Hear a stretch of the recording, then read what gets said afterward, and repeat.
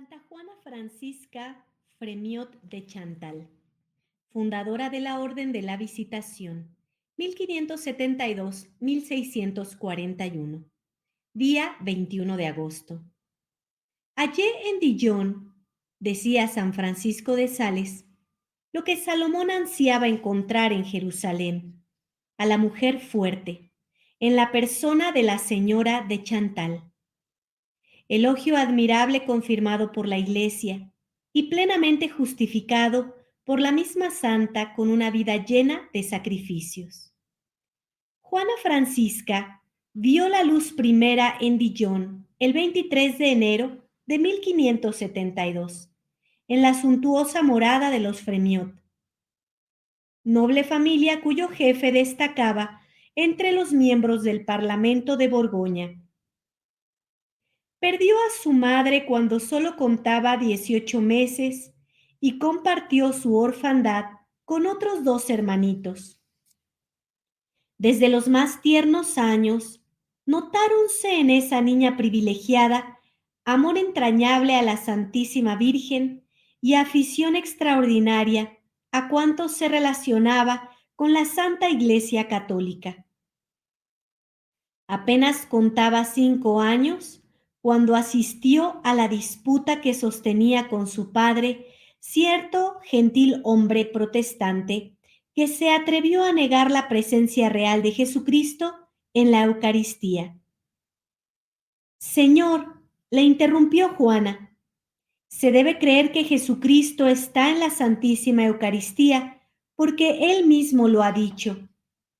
Si usted no cree en las palabras de Jesucristo, le trata de embustero.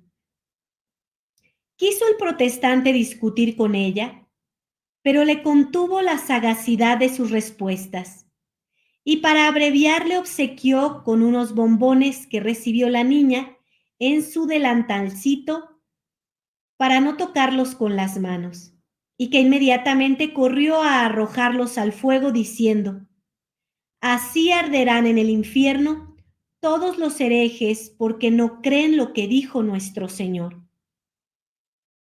Hombre de acrisolada virtud y de valor heroico, el señor Fremiot supo apreciar el rico tesoro que Dios le había dado en su querida hijita. Confió la educación de sus hijos a maestros escogidos entre los mejores, que les dieron sólida y brillante enseñanza, pero conforme a las tradiciones de las grandes familias de aquella época, y más aún impulsado por su caballeroso y cristiano corazón, se reservó para sí mismo el cuidado de dirigir a sus hijos por las sendas de la virtud y de inculcarles los santos principios de la doctrina cristiana. Ama de casa, amor a los pobres. Prendados no solo de la belleza de Juana, sino también de sus eminentes dotes de espíritu y corazón, muchos jóvenes de las más ilustres familias la solicitaron inútilmente porque, según ella decía, era preferible morar en perpetua cárcel antes que en el palacio de un hugonote. Quiso Dios recompensar aquella noble y cristiana firmeza y le dio un esposo digno en la persona del barón de Chantal, que a la valentía, fe y gentileza de un caballero de la Edad Media juntaba la delicadeza moral y la cortesanía de un caballero del siglo XVI. Celebróse la boda el 29 de diciembre de 1582 y pocos días después el rey Enrique IV llamó a su lado al barón de Chantal, a quien amaba y de quien hacía mucho caso. La señora de Chantal se hizo cargo de todos sus bienes y en poco tiempo puso orden en la dirección y marcha de aquellos negocios, que una negligencia larga y continuada tenía por completo descuidados. Restablecióse ante todo la celebración de la misa cotidiana en el castillo y obligó a asistir a ella a todos sus criados. Dábales en todo buen ejemplo y tenía no solamente el talento de hacerse obedecer, sino también y en el más alto grado el de hacerse amar. Una de las ocupaciones más agradables a la señora de Chantal era la de servir a los pobres y a los enfermos. Acudía personalmente a las cabañas más pobres, llevando no solo el socorro de sus limosnas, sino también el de sus caritativos alientos. Y cuidaba a los enfermos más repugnantes con tan exquisita delicadeza que los desgraciados de Bourvilly solían decir que daba gusto estar enfermo para recibir la visita de la santa baronesa. En el año 1600 hubo un hambre terrible. El castillo de Chantal fue la providencia de todos los pobres, del contorno en un radio de 6 leguas, y ninguno de los que allí acudían se marchaba con las manos vacías. Cuando llegaba a oídos de la santa baronesa que algunos, abusando de su magnanimidad, se presentaban 2 veces seguidas en demanda de socorro, se contentaba con decir: «Oh Dios mío, yo también pido constantemente a la puerta de vuestras misericordias, y no me gustaría que a la segunda o tercera vez me viese rechazada. Vos soportáis miles y miles de veces mi importunidad con bondad infinita. ¿Por qué no he de soportar con paciencia las de vuestras criaturas?» Ya no quedaba en el castillo más que un tonel de harina, y al ver los criados con espanto que la señora iba a distribuirlo, prorrumpieron en amargas quejas ante el temor de verse en la necesidad que en los otros remediaban. Pero la señora de Chantal, sin arredrarse por ello, que se dé a manos llenas, dijo, y así se hizo. 6 meses después, la harina no había sufrido la menor disminución. Primeras pruebas. 8 años felices habían transcurrido para aquellos 2 esposos modelos de matrimonio cristiano y santo. 8 años de mutuo amor acendrado, delicado y tierno. Cuando en el invierno de 1601, en una partida de caza, el señor de Chantal fue gravemente herido de un arcabuzazo. Tras 9 días de agonía, murió con la resignación y el valor de un fervoroso cristiano, a los 35 años de edad, dejando un hijo y 3 hijas de los 6 frutos de bendición que el Señor les había concedido.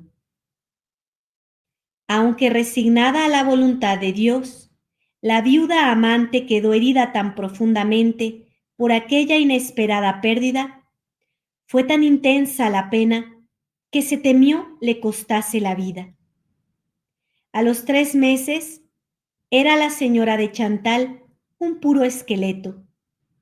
Ya solo pensaba en el amor de Dios, y por eso se consagró al esposo divino que nunca muere con el voto de castidad perpetua, y se dedicó por completo a la educación de sus hijos y al alivio de los menesterosos. A fines de 1602, el anciano barón de Chantal llamó a su lado a su hija política y a sus nietos. Accedió gustosa a los deseos del anciano y acudió al castillo de Montelón, cerca de Autun, para vivir en compañía de su suegro. La estancia en aquel castillo fue para la santa un atroz y continuo sufrimiento, debido al carácter autoritario y maniático del anciano varón y a los modales imperiosos del ama de llaves, que mandaba como dueña absoluta en el castillo. La insolencia de aquella mujer no conocía límites y llegó a indisponer al varón contra su nuera, de tal modo que fue tratada como forastera a quien se recibe por caridad en el hogar doméstico, durante los 7 largos años que duró aquel purgatorio. Juana Francisca de Chantal y San Francisco de Sales.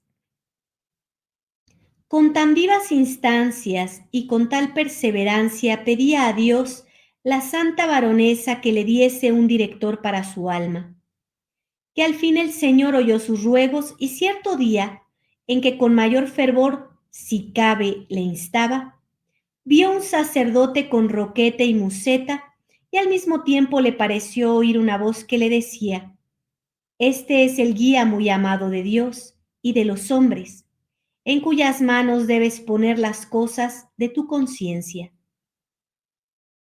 Permitió el Señor, sin embargo, que acudiese primero a un religioso piadoso y docto, pero que no acertó a dirigirla. Antes le hizo pasar durante más de 2 años cruelísimas penas interiores. Todo aprovecha a las almas que aman a Dios, y Juana Francisca aprendió por lo menos en esa ruda escuela a desprenderse de sí misma para no querer más que la voluntad divina. La primera vista de esas dos almas santas fue en Dijon en 1604. San Francisco de Sales, que ya era obispo desde 1602, había ido allí para predicar la Cuaresma, y Juana Francisca acudió a sus sermones. Ambos se conocieron sin haberse visto nunca. Aquella nueva hija se puso bajo la dirección del santo obispo con una docilidad perfecta. Las cartas que se escribieron son uno de los más bellos monumentos literarios que existen. Ofrecen el arrobador espectáculo de una santa dirigida por un santo, y presentan esa angélica amistad que es y será para siempre admiración de los hombres y fuente inagotable de ascetismo para la Iglesia. En honor de la Santísima Trinidad, vocación religiosa, obstáculos. En las relaciones que la santa mantenía con los pobres, resplandecían siempre las virtudes cristianas de humildad, mansedumbre, mortificación y perfecto desprendimiento. En el Domingo de la Santísima Trinidad de 1604, se le presentaron 3 jóvenes de hermosísimo aspecto y le pidieron una limosna por amor de Dios. No llevaba un cuarto la santa, mas como no quería despacharlos sin socorrerlos, quitóse una preciosa sortija de oro que tenía en gran estimación por ser recuerdo de su difunto esposo, y se la entregó a uno, pero para los 3. Contestáronle agradecidos que eran muy buenos amigos y que ciertamente lo dado a uno era para los 3. Al oír aquellas palabras, sintió su alma penetrada de la presencia de Dios, y cayendo a sus plantas, se las besó. Al levantarse habían desaparecido los jóvenes. Desde aquel día hizo voto de no rehusar limosna a ninguno que se la pidiese por amor de Dios. En los pobres veía a nuestro Señor oculto bajo los harapos del necesitado, y por eso le servía como criada y como madre. Los casos de la heroica caridad que con ellos ejercitaba son frecuentes en su vida. En las proximidades del castillo y recostado en el seto que rodeaba la finca, hallaron un día a un joven cubierto de lepra. Enterada la piadosa castellana, llevóle a su casa y se cuidó con el mayor esmero de su alma y de su cuerpo, y después de muerto, lavó su cadáver y le dio sepultura con sus propias manos. Acogió y cuidó igualmente a una joven que tenía el rostro devorado por un espantoso cáncer. Mucho más fácil era para la señora de Chantal olvidarse del mundo que hacerse olvidar de él, y así se vio nuevamente solicitada en matrimonio. A las primeras insinuaciones contestó categóricamente que no pensasen en semejante cosa. En 1606, un noble muy acaudalado y gran amigo del señor Fremiot pidió su mano y todos sus parientes se concitaron para arrancarle el consentimiento. Ante acometidas tan rudas, dolorosas y constantes, tomó una resolución heroica. Encerróse en su habitación, echó mano de un punzón, lo enrojeció al fuego y grabó con él sobre su corazón el nombre de Jesús. Con la sangre que brotó de la llaga escribió de nuevo sus votos y la promesa de consagrarse para siempre al puro amor de Dios. Entonces se precisaron sus deseos de abrazar la vida religiosa y pensó ingresar en el Carmelo, pero Dios la destinaba a establecer la orden de la Visitación, cuyo proyecto quedó fijado con San Francisco de Sales en Annecy, el lunes de Pentecostés de 1607. Para realizar esa empresa tuvo que vencer obstáculos enormes. Había de separarse del padre, del suegro, de los 4 hijos huérfanos de padre, cosa dificilísima, por muy ancianos unos y otros por demasiado jóvenes. Veo un caos en todo esto y no sé cómo desembrollarlo, decía el santo obispo, pero estoy seguro de que la divina providencia lo arreglará todo cuando sea tiempo, por medios desconocidos a las criaturas. Determinóse por fin la señora de Chantal en 1609 descubrir a su padre su propósito, y las lágrimas del anciano le partieron el corazón. Su hermano, el arzobispo de Bourges, no le dio mayores alientos. Transcurrió un largo periodo de contratiempos dolorosos hasta que la santa declaró a ambos que si lo pensaban bien y no tenían en cuenta más que a solo Dios, hallarían un sinfín de razones para aprobar su conducta y que nada podía oponerse a su vocación. Porque su hija mayor, María Amada, casada con el barón de Torrens, Bernardo de Sales, hermano del obispo de Ginebra, se llevaría consigo a las otras 2 hijas menores para acabar su educación. Y en cuanto al joven varón de Chantal, Celso Benigno, de 15 años de edad, habían decidido ya que el presidente Fremiot lo tomaría bajo su cuidado y dirección. Además, dejaba los bienes de sus hijos en inmejorable estado de prosperidad. Vencido el señor Fremiot y admirado de tanta prudencia y discreción, aprobó la resolución de su hija.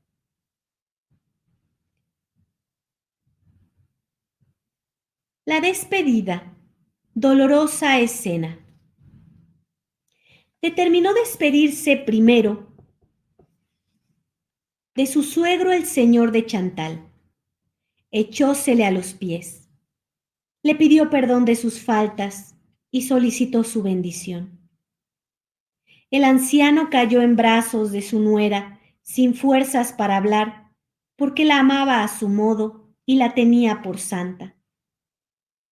Cuando apareció en la escalinata, una multitud de pobres la acogió llorando y la acompañaron largo trecho en el camino de Autun, formándole cortejo de agradecidos corazones. Pero en Dijon le esperaba la más dura prueba. Celso Benigno se colgó al cuello de su madre y le suplicó con lágrimas que no le abandonase. La señora de Chantal se desprendió de los brazos de su hijo y, aunque traspasado el corazón de pena, con firme resolución se dirigió a la puerta. Pero Celso Benigno lanzóse veloz tras ella y, arrojándose al suelo en la puerta misma, le dijo: «Mirad, madre mía, si no puedo reteneros, tendréis que pasar por encima del cuerpo de vuestro hijo». Contúvose la madre temblando de dolor. «¿Cómo, señora?», le dijo un eclesiástico que asistía a la escena. «¿Os harán titubear los lloros de un hijo?». «De ninguna manera», replicó la santa. «¿Pero qué quiere usted? Soy madre». Y con los ojos puestos en el cielo, pasó el cuerpo de su hijo. Apareció entonces el presidente Fremiot. Postróse ella a sus pies. y le pidió su bendición. «Oh, Dios mío», exclamó Fremiot, «no me toca a mí censurar lo que hacéis. Consiento en ello con todo mi corazón, e inmolo con mis propias manos esta hija única que me es tan querida, como lo era Isaac a su padre Abraham. Ve pues, hija mía, a donde te llama Dios». Salió de Dijon el 29 de marzo de 1610. La Orden de la Visitación. Esta congregación, dice San Francisco de Sales, ha sido erigida de manera que ningún gran impedimento puede impedir a las débiles ni a las enfermas de alistarse para dedicarse a la perfección del divino amor. Ofrécese a las jóvenes, a viudas y señoras de edad, aunque delicadas de salud, enfermas o ancianas, en las cuales parecen no responder las fuerzas físicas a las generosas aspiraciones del alma. Pero si el nuevo instituto nada ofrece que pueda debilitar al cuerpo por las mortificaciones y penitencias rigurosas, no olvida nada de cuanto ayuda a crucificar el espíritu. Al principio la Visitación, vulgo las Salesas, por humildad, fue una congregación de votos simples y no solemnes, no claustrada, que añadía a la vida contemplativa la visita a los pobres y a los enfermos, de donde le vino el apelativo con que se la conoce. Pero en 1615, a la llegada del primer enjambre de visitandinas a Lyon, surgieron dificultades que determinaron una maravillosa transformación. La Visitación fue erigida en orden puramente contemplativa, con votos solemnes y clausura, sin que su nombre sufriera modificación. Desde entonces las casas de la orden se multiplicaron con sorprendente rapidez y la providencia favoreció ese desarrollo con verdadero lujo de maravillas. Casi diariamente visitaba San Francisco de Sales a sus abejitas, y en pláticas encantadoras que han sido amorosamente recogidas y conservadas, explicaba las reglas y constituciones hasta en los menores detalles, aconsejaba y dirigía a las hermanas y hallaba en la Madre Chantal y en sus hijas los modelos del tratado del amor de Dios, que viene a ser en parte su historia. Pérdidas dolorosas, su muerte. Juana Francisca de Chantal, aunque religiosa, no se olvidó de que era madre. Desde su retiro velaba por sus hijos, administraba sus bienes, preparaba su porvenir y les procuró estado conforme a su posición. El 16 de agosto de 1611, el presidente Fremiot terminó su larga y virtuosa carrera. Apenas conoció la gravedad de su estado, acudió Juana Francisca a su cabecera. «Oh, amada hija», le había dicho San Francisco de Sales al dejarla marchar, «tratad los asuntos de la tierra con los ojos puestos en el cielo». Y así sucedió. Arreglado que hubo todo con su acostumbrada diligencia y habilidad, y después de haber dado a su hijo un ayo cuya prudencia le era conocida, volvió al monasterio sin hacer caso de las instancias de sus parientes para retenerla en el mundo. Nuevamente se vio en la precisión de salir del convento para acudir al castillo de Montelón con ocasión de la muerte de su suegro, que dejaba los asuntos de su casa en deplorable estado. Allí estaba aquella miserable dueña temblando de ser arrojada ignominiosamente de aquella morada, como su conducta merecía. Pero los santos se vengan haciendo bien a los que les ofendieron, y la señora de Chantal solo se acordó de los servicios que dicha sirvienta había prestado a su difunto suegro, y la recompensó con largueza. En 1617 falleció su yerno el barón de Torrens a consecuencia de una enfermedad mortal, contraída en servicio, del duque de Saboya, y su hija que se retiraba al lado de su madre siempre que su marido se ausentaba por deberes de su situación, no pudo resistir a la violencia del dolor. Pocas horas antes de expirar, dijo a su madre: «Me atreveré a pediros con toda humildad el favor de imponerme vuestro santo hábito y ser enterrada con las religiosas de esta comunidad». No solamente le concedió ese favor el bondadosísimo San Francisco de Sales, sino también el de pronunciar los votos solemnes y recibir el velo negro y la cruz de plata. Pocos momentos después de pronunciar por 3 veces el dulcísimo nombre de Jesús, fue a unirse con su divino esposo, expirando en los brazos de su madre. Los esfuerzos que hizo la madre Juana Francisca para vencer la pesadumbre la agotaron y cayó tan gravemente enferma que fue preciso administrarla.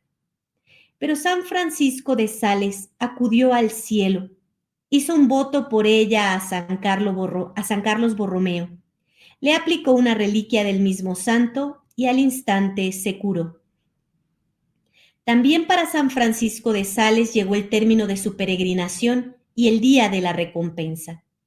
El 28 de diciembre de 1622 murió el santo obispo de Ginebra, que era para la madre de Chantal más que un padre y madre juntos. Le lloró la santa mucho tiempo y se ocupó después de hacerlo canonizar.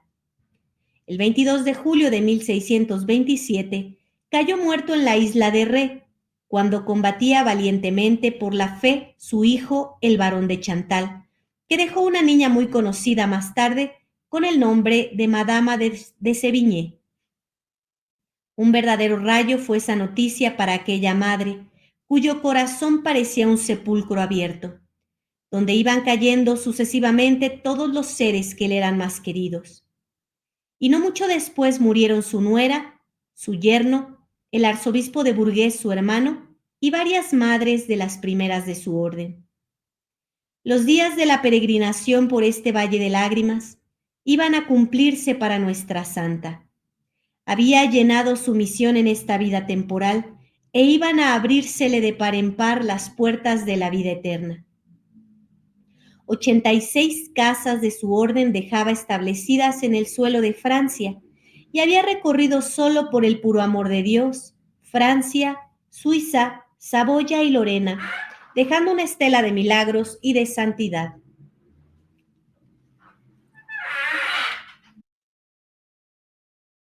Los días de la peregrinación por este valle de lágrimas iban a cumplirse para nuestra santa. Había llenado su misión en esta vida temporal e iban a abrírsele de par en par las puertas de la vida eterna. 86 casas de su orden dejaba establecidas en el suelo de Francia y había recorrido solo por el puro amor de Dios, Francia, Suiza, Saboya y Lorena, dejando una estela de milagros y de santidad. A tantas coronas puestas sobre su cabeza, quiso Dios unirla de la adversidad que avalora todas las demás. Y comenzó a prepararle para la muerte por una agonía de 9 años. Torturas en el espíritu, tortura en el cuerpo, críticas malévolas de parte del mundo, de nada se libró. Por eso acostumbraba decir que era preciso sacrificarse en la vida como los mártires se sacrificaban en la muerte. Cuando llegó su hora contestó a las oraciones de los agonizantes con tanta calma como fervor. Pronunció por 3 veces el nombre dulcísimo de Jesús, como para mejor ponerse en sus amorosos brazos, y expiró el 13 de diciembre de 1641. En la capilla de la Visitación de Annecy descansa su cuerpo al lado del de su amigo y guía San Francisco de Sales. La beatificó Benedicto XIV el 27 de noviembre de 1751 y fue canonizada por Clemente XIII el 16 de julio de 1767. Celébrase su fiesta el 21 de agosto.